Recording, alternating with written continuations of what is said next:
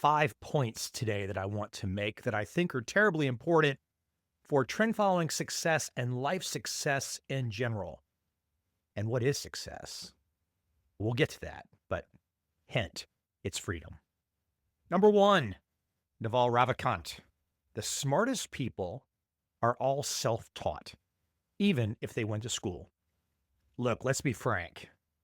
I have relatives currently in college at big name schools in America. They have been forced to sit through gender studies classes where they bring men in wearing dresses and these freak shows describe whatever issues they have. There's absolutely nothing that you, your kids, your family, your friends can learn from some freak show showing up wearing a dress. This is deviancy, my friends. It's not learning. And beyond just the sheer fact of teaching something nonsense like that, what about modern finance classes? What are you learning there? Can you find someone who's learning about trend following in a university? Please, you can't. There's a few professors that might talk about it, and they've all appeared on my podcast. And just these few examples for me are just to make the point, to drive home the point. You don't get the education you really need to find success, to find freedom, by sitting in a university classroom, by sitting in a high school classroom. Think about who is teaching you. Think about what they know. Think about what they're asking you to memorize. Think about the propaganda. Back to Naval's point. The smartest people are all self-taught, even if they went to school. Well, yes, most of us went to school. But if you're honest with yourself, you know damn well that the most important things that you've ever learned had nothing to do with school. And if the most important things you ever learned were in school, look, excluding engineers, lawyers, doctors, there is a base knowledge there. But for most of us, let's be frank, it's not in school. School at best, education at best, is a foundation. Mastery is self-directed. The famed physicist Richard Feynman, it was all about teaching himself concepts. The great traders, they didn't learn systems in school. They learned by trial and error and persistence. At best, maybe school is a framework. The genius comes after class ends. The curiosity takes you and pushes you and pulls you if you really want to learn. Think of it this way. In a world where knowledge doubles every few years, with AI upon us, self-teaching is survival. Self-teaching can involve a lot of different things. It can involve a course. It can involve a coach. It can involve you just in the damn library, or you with AI, or you with the internet, whatever. But you got to go the extra mile. Because here's the deal. If you stop learning when the diploma's handed out, if you don't keep questioning, if you don't keep exploring, and you don't keep teaching yourself daily, you're going to be pant waste. I don't think I've used the phrase pant waste on this podcast before, but that's damn well what you're going to be. The number 2 issue I want to talk about today is a graphic. And it shows a flat line. Imagine a chart, like a market chart. And there's, let's say, 10 points. And it's just going flat. And the caption is, effort always goes unnoticed. And then towards the right side, the chart starts to move up. And the caption is, until you win. Meaning so much of life, including trend following, is going sideways until the big move happens. The core idea here, the grind is invisible. The win is visible. J.K. Rowling, the author, rejected 12 times before Harry Potter became a phenomenon. Nobody cares about the rejections. Everyone cares about the winners. No one gives a shit about Mike Covel writing a book in 2002. Now, apparently they gave a shit when the book came out in 2004. My point, though, for many years, it was me grinding, me making sure I put down these unique thoughts about trend following that, from my perspective, had never been put down into one volume before. That drove me. Look at something like Netflix. And look, I'm not a huge Netflix fan because most of the content is damn boring, or I've seen it all. But Netflix had years of losses before streaming suddenly worked. Kobe Bryant. Okay, yes, he had some natural gifts, but he was in the gym at 4 a.m. No cameras, no applause. But then we see the championships. There is that flat period. And then there is the curve up, whether it's the markets and trend following or whether our personal life. You must push, you must drive, you must give a shit before anyone else gives a shit.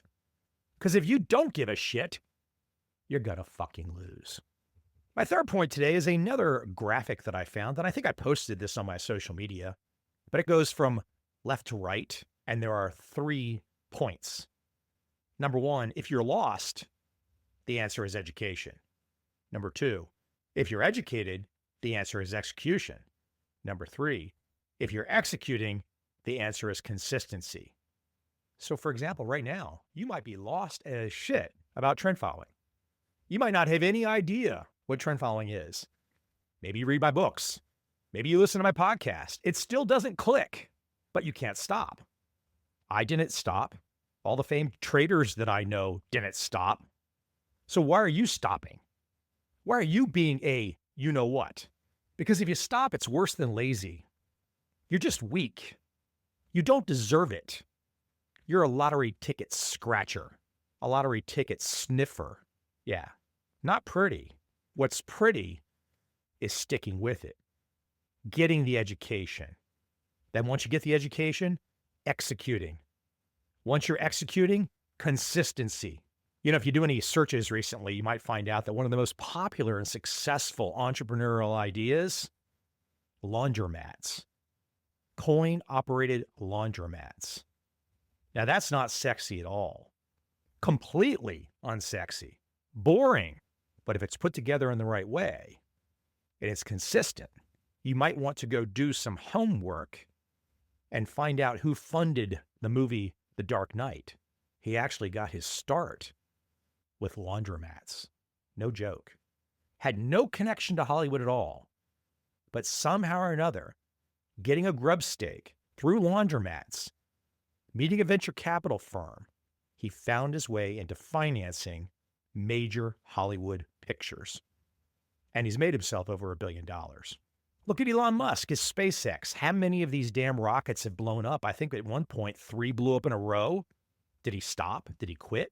I believe SpaceX is now the most valuable private company in existence in America. What's the takeaway here? Education without action, paralysis. Action without consistency, wasted energy. Consistency turns small steps into compounding. Here's another way to think about it. Ask yourself, am I stuck learning forever or acting once and quitting? Or am I compounding through consistency?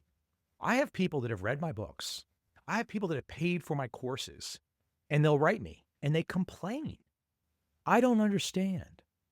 And they'll ask questions that are so basic. You can see what they're doing. They're looking for an opportunity to quit.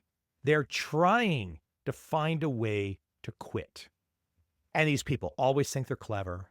They always think that we don't see what they're doing, but they're just, again, you know what? I try not to say that word too much on this podcast, but they're weak, they're worthless, and they are never to be learned from.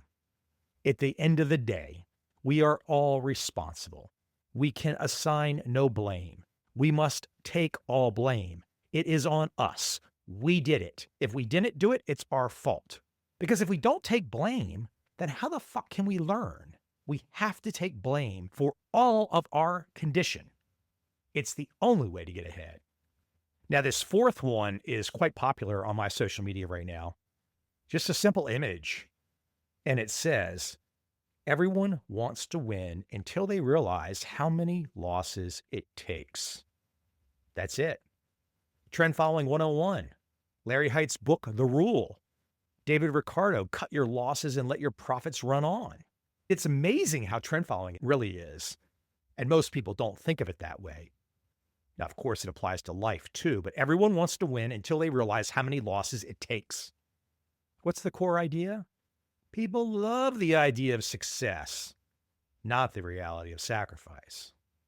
Examples we've all heard, Thomas Edison. I've not failed. I've just found 10,000 ways that won't work.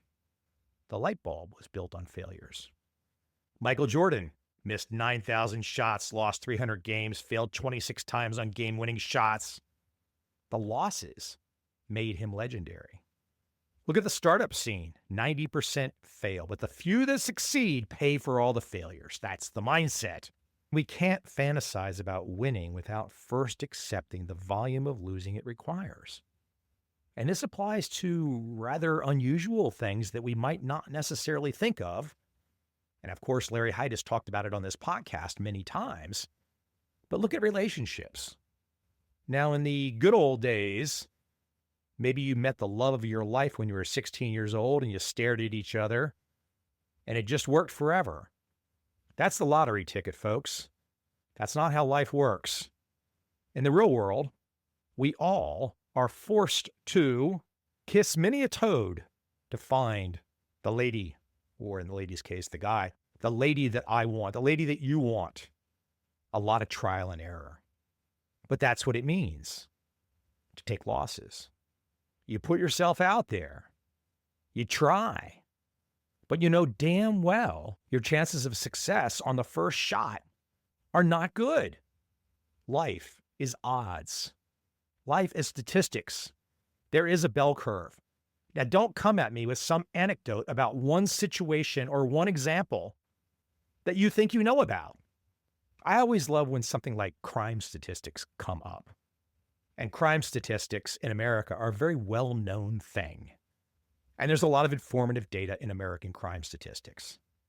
Now, some people, when they hear American crime statistics, they go for excuses. They just had more education. Or if they just had more family. And my favorite that they often go to, I know somebody that doesn't apply to. That's a moron way of thinking, a moron way of acting. If there is a data set that gives very specific, concrete data that you can rely on, you don't make excuses for the fucking data. The data is the fucking data, okay? You might not like the capitalist system. You might not like the fact that NVIDIA could be in a bubble. Perhaps NVIDIA is not worth every bit of money its price says it is. But you can't pick and choose. The best system we have is the price. If NVIDIA is, quote, overvalued, eventually it will, quote, correct. From a trend following perspective, who cares? Because from a trend following perspective, we're just following the damn price. So sometimes we can read into things too much. We can make excuses for things. But at the end of the day, you're going to have losses. And you got to try. There's going to be big trends. There's going to be booms. There's going to be busts. There's going to be bubbles. All along the way of you trying and knowing by trying, you're going to get losses. My last point, to produce anything worthwhile, you have to be proactive and generate it, not sit around and wait. Most people sleepwalk through life, never asking themselves what they're doing, why, or if it really matters to them. They absorb the values of their culture, parents, and friends, and then accept them unquestioningly. You know what kind of life that is? That's called slavery. That's called zero freedom. That's called you are too weak and too much of a wanker to actually take control of your own life and go make something happen. Now look, taking control of your own life doesn't mean you're necessarily going to be the next billionaire. It just might mean you're a happy mom. It might mean you're running a coffee shop. It just means that you choose. You do not let the system dictate for you. Most people live reactively. And for a trend following trader, reacting to the markets is great. But in real life, for a human, you got to question why. Be a skeptic. Winners create proactively. Guys like Picasso didn't wait around for approval to create a new art form. He did it. Jeff Bezos left Wall Street to proactively build Amazon. And look, I can remember. Oh, great, Amazon, they sell books. It was cool. I was an author. They sell books. But did anyone really imagine? Obviously, Jeff Bezos imagined what Amazon could be. and I'm sure some other smart people close to him did, but that was all about being proactive. Go back to who I quoted on the number one point today, Naval Ravikant. He says, it's about escaping default life scripts because there's jobs, beliefs, and habits we never question. We just say, yes, sir, asshole. I accept your points, asshole. And then you go back to your room and you do what the asshole told you to do. What kind of life is that? Do you enjoy that kind of life? Really? Deep down? No, no one does. The point in bringing it up today, maybe a few people will say, damn, it's time to break the chains. So you can be reactive and drift with the cultural norms, or you can be proactive, question, choose, generate value. And there's a big mindset takeaway here. Don't just consume or copy, create, question your defaults, and build what matters to you. And ultimately, deep down, back to a point that I made at the very beginning, freedom is huge. Because if you can do what you want every damn day, you're off to a good damn place. Now, this kind of attitude that I've put out today, a couple of my assistants have gotten on me, and they said, Mike, why don't we do a better job of taking so many of these points, these philosophies, these rants, these things important to you, and why don't we do something consistently with them? And these two assistants of mine, they said, you know, your social media is great. People like what you do, but we want to do something even more consistent. With all of these ideas, the books, the concepts, the podcast, the big picture life precepts, they said, why don't we create a new set of social media channels across all the different channels? And the name we came up with is Trend Covel. So you can find that on all the channels, X, Instagram, Facebook, LinkedIn. And my assistants will make sure on a near daily basis, you will get the same kind of attitude that I'm pushing out today, because I'm damn guilty for not consistently pushing out this attitude, not consistently pushing out the education that I have and sharing with other people. So please take a look at these new social media channels. Again, Trend Covel. And I promise you, just like today, I'm going to give you the fire hose to the mouth. I'm going to give you insights. I'm going to give you reminders. I might even give you something you already know, but you're not trying to think about on a daily basis. But I'm here to give you the kick in the ass. And you know what? Please give me a kick in the ass too. Punch me back. Give me feedback. Anything you want to say to me. I'm easy to reach. Michael@covel.com. Again, all those new social media channels, Trend Covel, easy to find. See you again next week.